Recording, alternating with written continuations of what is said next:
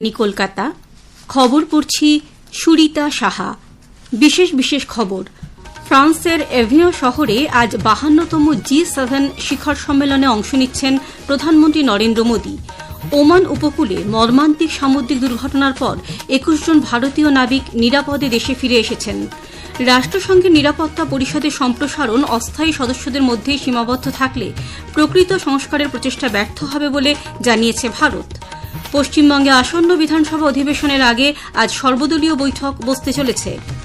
মার্কিন যুক্তরাষ্ট্রের new jersey স্টেডিয়ামে ফিফা বিশ্বকাপ ফুটবলে আজ ফ্রান্স সেনেগালের মুখোমুখি হবে। খেলা শুরু হবে ভারতীয় সময় রাত 12:30টায়। নিউজিল্যান্ডের অকল্যান্ডে অনুষ্ঠিত মহিলাদের FIH হকি নেশনস কাপে ভারত জাপানকে হারিয়ে সেমিফাইনালে উঠেছে। আসছি বিস্তারিত খবরে। 52তম G7 শিখর সম্মেলন ফ্রান্সের এভিয়ন শহরে শুরু হয়েছে। ফরাসি রাষ্ট্রপতি ইমানুয়েল ম্যাক্রঁ এই সম্মেলনের আনুষ্ঠানিক উদ্বোধন করেন। স্বাগত জানান মার্কিন রাষ্ট্রপতি ডোনাল্ড ট্রাম্প। ব্রিটেনের প্রধানমন্ত্রী কিয়ার স্টারমার, ইউরোপীয় কমিশনের সভাপতি উর্সুলা ভন ডার লিয়েন, ইউরোপীয় কাউন্সিলের সভাপতি আন্তোনিও কোস্তা সহ G7 দেশগুলির নেতৃবৃন্দকে এই উপলক্ষে ফরাসি রাষ্ট্রপতি প্রধান আন্তর্জাতিক চ্যালেঞ্জের মোকাবিলায় একযোগে কাজ করা বিষয়বস্তুর ওপর নৈশভোজেও আপ্যায়িত করেন। G7 নেতৃবৃন্দের পাশাপাশি সহযোগী দেশগুলির নেতা, বিশ্বব্যাংক ও আফ্রিকি উন্নয়নের ব্যাংকের প্রতিনিধিরাও এই শিখর সম্মেলনে অংশ নিচ্ছেন।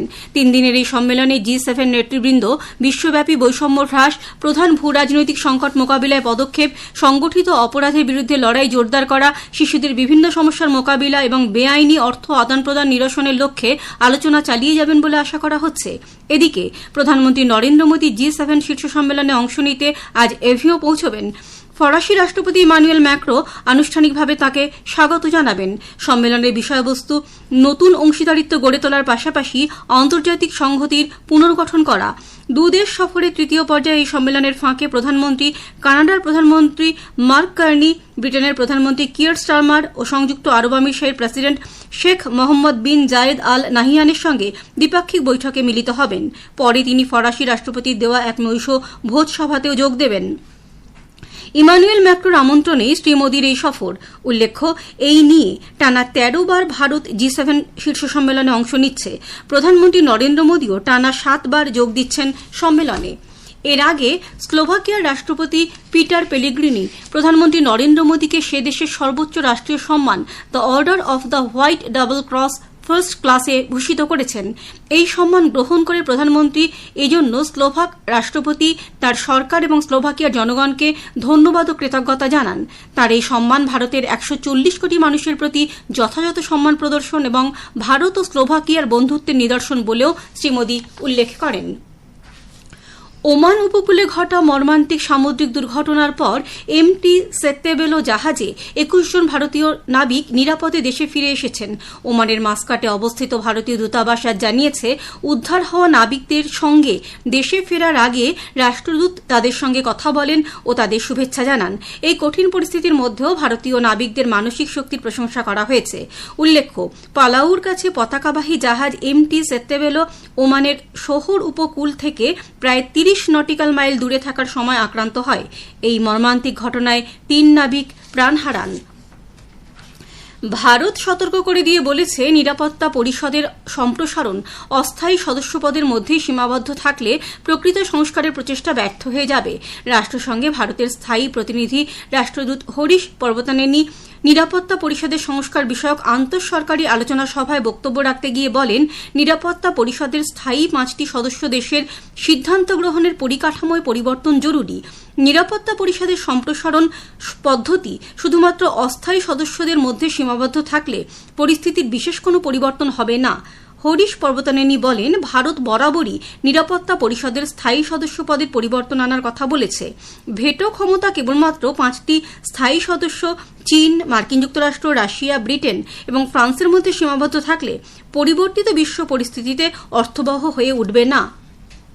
reflecting expansion of the category of 2-year term non-permanent category as a convergence, portrays only a part of the picture. Groups and member states add qualifiers and attach other interlinked parameters as they endorse expansion in the non-permanent category. UNSC reform would be grossly inadequate, bordering on failure if expansion is limited only to the non-permanent category, as it would fundamentally not change the decision-making power structure of the P5. Groups and member states have waited this long for real and meaningful reforms. সরকার diesel ও বিমানের জ্বালানি ATF এর রপ্তানির উপর বিশেষ অতিরিক্ত উৎপাদন শুল্ক এসএইডি বৃদ্ধি করেছে। আজ থেকেই তা কার্যকর হয়েছে। এর ফলে ডিজেলের লিটার পিছু রপ্তানি শুল্ক 13 টাকা 5 পয়সা থেকে বেড়ে হয়েছে 14 টাকা। অন্যদিকে এটিএফ এর রপ্তানি মূল্য প্রতি লিটারে 9 টাকা 5 পয়সা থেকে বৃদ্ধি পেয়ে 12 টাকা 5 পয়সা হয়েছে। পেট্রোলের ক্ষেত্রে অবশ্য রপ্তানি শুল্ক লিটার পিছু 1 টাকা 5 পয়সায় অপরিবর্তিত থাকছে। উল্লেখ্য, পশ্চিম এশিয়া চলতি সংকটের প্রেক্ষিতে কেন্দ্র দেশে পেট্রোপণ্যের পর্যাপ্ত যোগান সুনিশ্চিত রাখতে ক্রমাগত বিভিন্ন চেষ্টা চালিয়ে যাচ্ছে। তারই মধ্যে এই রপ্তানি শুল্ক বৃদ্ধি করা হলো। E20 জ্বালানি নিয়ে সমাজ মাধ্যমে ছড়িয়ে পড়া একটি সংবাদ পিআইবির ফ্যাক্ট চেক ইউনিট নাকচ করে দিয়েছে। সংবাদে দাবি করা হয়েছিল E20 জ্বালানি ব্যবহারের ফলে গাড়ির বীমার দাবি বাতিল হতে পারে। প্রেস ইনফরমেশন ব্যুরো এই দাবিটি মিথ্যে বলে জানিয়েছে। E20 জ্বালানি ব্যবহার করলেও গাড়ির বীমা পলিসি বৈধ থাকবে।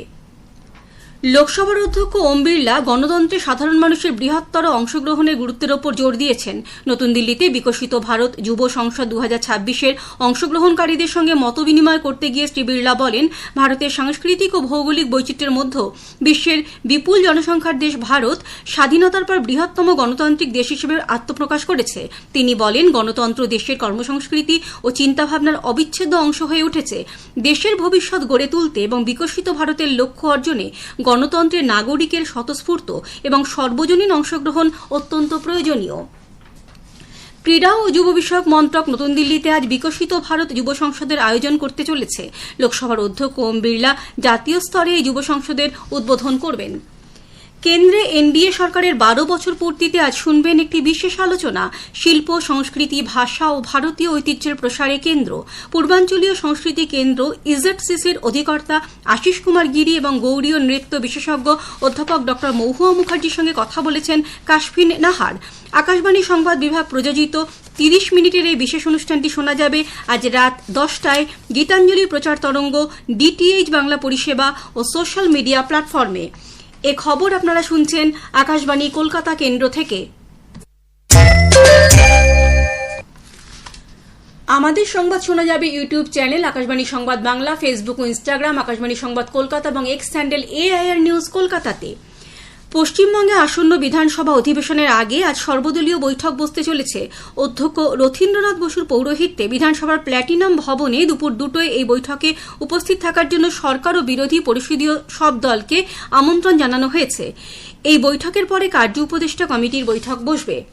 ন্যাশনাল টেস্টিং এজেন্সি জানিয়েছে, নিট ইউজির আসন্ন পুনরায় পরীক্ষার জন্য অ্যাডমিট কার্ড ডাউনলোডের সুবিধা চালু হওয়ার 24 ঘণ্টার মধ্যেই 10 লক্ষেরও বেশি পরীক্ষার্থী তাদের অ্যাডমিট কার্ড ডাউনলোড করেছেন। সংস্থাটি জানিয়েছে, পরীক্ষার্থীদের প্রবেশে যাতে কোনো সমস্যা না হয় সেজন্য তারা লাগাতার সার্ভারের ওপর তীক্ষ্ণ নজর রাখছে। এবার বিশ্বকাপের খবর। মার্কিন যুক্তরাষ্ট্রের নিউ জার্সি স্টেডিয়ামে ফিফা বিশ্বকাপ ফুটবলে আজ ফ্রান্স সেনেগালের মুখোমুখি হবে। খেলা শুরু হবে ভারতীয় সময় রাত 12:30টায়। ফিফা বিশ্বকাপ ফুটবলে লস অ্যাঞ্জেলসে গ্রুপ জির ম্যাচে নিউজিল্যান্ড আজ ইরানের সঙ্গে 2-2 গোলে ড্র করেছে। 16 বছর পর বিশ্বকাপে ফেরা ম্যাচে 2 দফায় এগিয়ে গিয়েছিল নিউজিল্যান্ড। দুবারই সমতা ফিরিয়েছে ইরান। ভোররাতে মিয়ামি স্টেডিয়ামে গ্রুপ এইচ এর ম্যাচে সৌদি আরব উরুগুয়ের ম্যাচ 1-1 গোলে অমীমাংসিতভাবে শেষ হয়েছে। সিয়াটেল স্টেডিয়ামে গতরাতে গ্রুপ জির ম্যাচে বেলজিয়াম মিশরের মধ্যে ম্যাচটিও 1-1 গোলে ড্র হয়েছে। নিউজিল্যান্ডের অকল্যান্ডে অনুষ্ঠিত মহিলাদের FIH হকি নেশনস কাপে ভারত সেমিফাইনালে উঠেছে। পুল এতে ভারত জাপানকে 2-1 গোলে পরাজিত করে।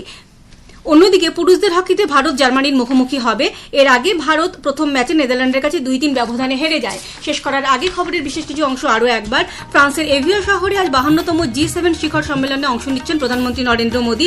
নিউজিল্যান্ডের অকল্যান্ডে অনুষ্ঠিত মহিলাদের FIH হকি নেশনস কাপে ভারত জাপানকে হারিয়ে সেমিফাইনালে উঠেছে। খবর শেষ হল।